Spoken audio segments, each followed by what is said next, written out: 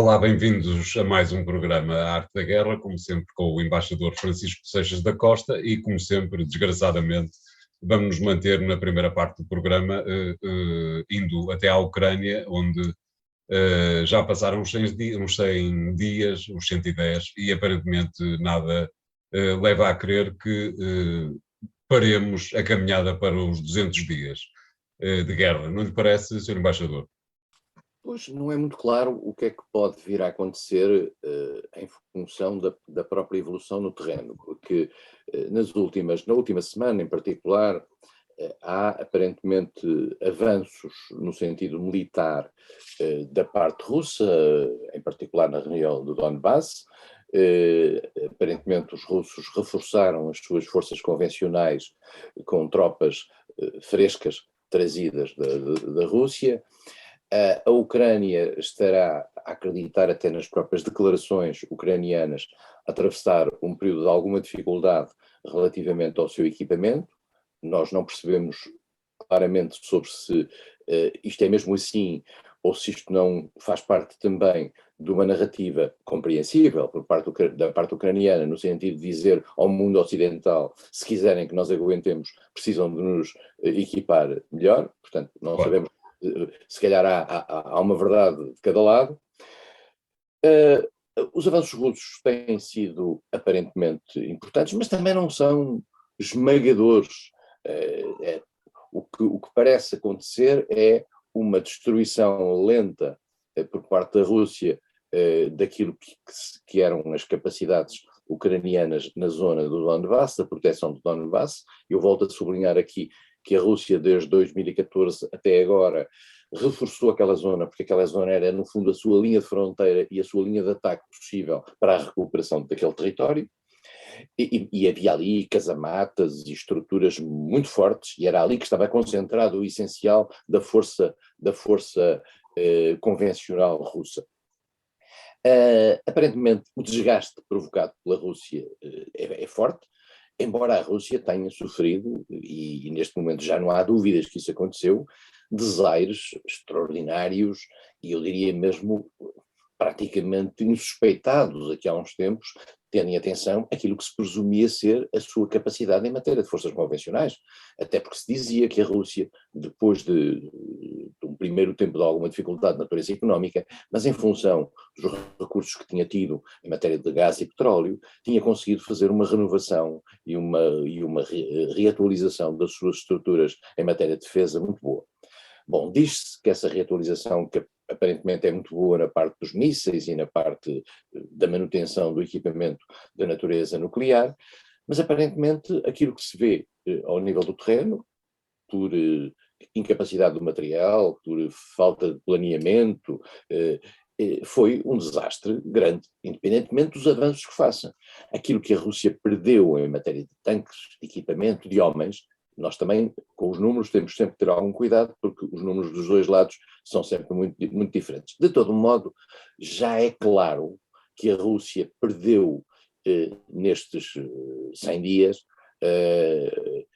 mais do que perdeu na guerra do Afeganistão, que lhe demorou vários anos. Portanto, há qualquer coisa que correu muito mal. E volto a dizer uma coisa que eu sempre penso, porque acho a coisa mais absurda de tudo isto. Se há país sobre o qual a Rússia devia ter inteligência e capacidade de informação, era a Ucrânia.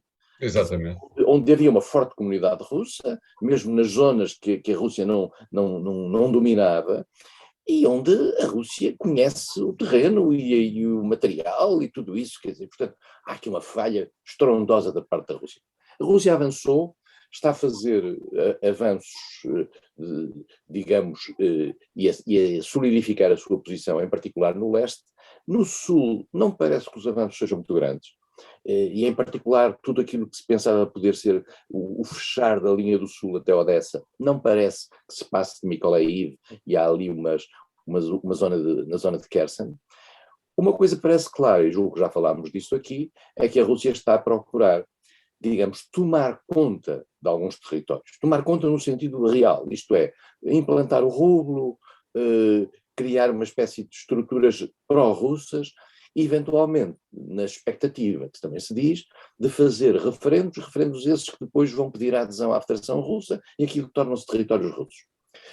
Isso liga-se àquilo que têm sido os discursos de Putin, e há outro novo discurso esta semana, também importante, que tem a ver com uma leitura verdadeiramente, pode-se dizer a palavra, imperialista na sua narrativa. E por isso mesmo nós temos que juntar aquela conversa de Putin das ameaças dadas pela NATO, e é verdade que essas ameaças existiram e foram sentidas pela Rússia como ameaça.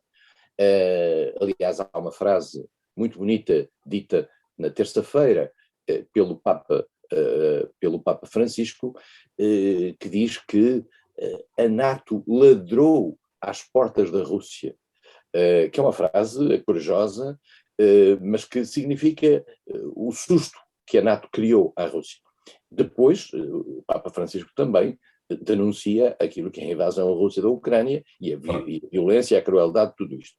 Mas, portanto, a Rússia está a juntar os elementos de natureza estratégica a um discurso de natureza nacional e histórica para justificar o avanço.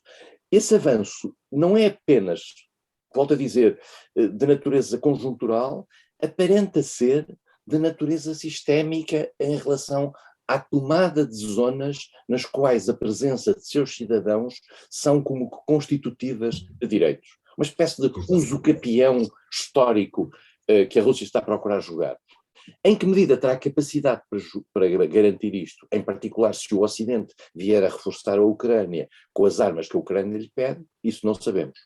E, portanto, estamos num tempo em que os dois lados estão a medir a mudança em termos de materiais, os russos com materiais aparentemente até já bastante antigos, e mais do que isso, com um pessoal muito pouco motivado, coisa que não existe na parte ucraniana. Na parte ucraniana há um sentimento nacionalista fortíssimo que motiva os soldados à defesa do país, da pátria, etc. Coisa nos russos trata-se de soldados de recrutamento obrigatório e que aparentemente têm uma disciplina muito fraca. E não sentem a ida para a Ucrânia como um desiderato nacional. Claro. Isto, portanto, há aqui esta perspectiva. Vamos ver em que medida é que o material chega ou não chega, e também, como já aqui falámos, em que medida é que os russos conseguem ou não destruir esse material. Destruir os caminhos de ferro, destruir os paióis, destruir a zona onde esse material seja guardado. Portanto, vai ser aqui um jogo de gato e do rato durante algum tempo, no final do qual se verá se a Ucrânia conseguirá sair reforçada suficientemente para fazer uma contraofensiva, ou se a Rússia ganhará em termos que possa obrigar a Ucrânia a ir a uma negociação. Falou há pouco das vítimas da guerra do lado russo, recordou a questão do Afeganistão. Se não estou em erro, a questão das vítimas dos soldados russos soviéticos no Afeganistão, na altura da guerra do Afeganistão, foi aquilo que de algum modo, ou ajudou de algum modo, à transformação que redundou no fim da União Soviética. Isto é, a pressão interna, nomeadamente das famílias dos soldados mortos, foi uma das razões para que a União Soviética acabasse por implodir. Parece-lhe que estamos a chegar a um ponto em que esta mesma pressão das famílias dos soldados russos mortos na Ucrânia podem jogar em favor da própria Ucrânia? O António referiu um ponto que é da maior importância, que é que nessa altura, que era o tempo da União Soviética, em que, apesar dos condicionamentos que hoje existem, a comunicação era muito inferior, e portanto tudo se passava no boca a boca, e em que morreu muito menos gente, isso teve um impacto extraordinário na sociedade soviética. Ora, neste momento está a morrer muito mais gente. A informação, apesar de tudo, circula melhor, independentemente de haver o condicionamento. A Rússia não é o que é a União Soviética em matéria de controle de informação.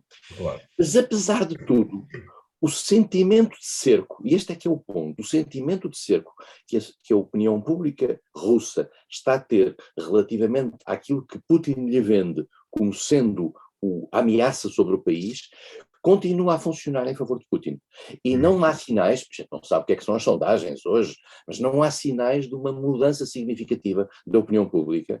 E mais do que isso, há a noção de que ainda há um largo apoio popular àquilo que é a defesa por parte da Rússia, titulada por Putin, da ameaça que o Ocidente lhe faz. E há um ponto interessante, António, que tem a ver com o passado, que é a questão dos neonazis, ou dos nazis. Quando nós achamos aqui muito estranho que a Rússia utilize sistematicamente esta questão dos nazis, que existem, obviamente, dentro da Ucrânia, Claro, e mais do que isso, claro. em certos setores do poder da Ucrânia e no batalhão Azov, tudo isto, é verdade. Resta saber se tem a importância que a Rússia lhe dá. Mas a utilização pela Rússia desse argumento é precisamente para lembrar a ideia dos nazis na Grande Guerra Patriótica, que foi a Segunda Guerra Mundial. Claro. E, portanto, nós achamos isto esquisito, mas não é tão esquisito visto da Rússia. E quem está na Rússia, e eu já falei com pessoas que já lá estiveram recentemente, dizem-me que isto tem algum apelo em algumas populações, que ao longo destas décadas, e vale a pena dizê-lo, isto não é importante apenas para as pessoas que viveram a Segunda Guerra Mundial. A Rússia alimentou ao longo de décadas, a União Soviética e depois a Rússia, essa questão da Grande Guerra Patriótica, que é considerado um grande momento de unidade nacional e de capacidade de resistir ao inimigo estrangeiro. Mas já agora, António, só um pequenino ponto. Apareceu esta semana a ideia de que Macron, Scholz e Draghi poderão ir a Kiev, eventualmente falar com Zelensky para a paz. Veremos em que medida é que a União Europeia está disponível para fazer isto e a mim intriga-me bastante saber como é que a União Europeia fará isto sem falar com o principal protagonista da peça, que é os Estados Unidos. Muito bem, vamos fazer aqui o primeiro intervalo, voltamos já de seguida com o segundo tema de hoje. Até lá.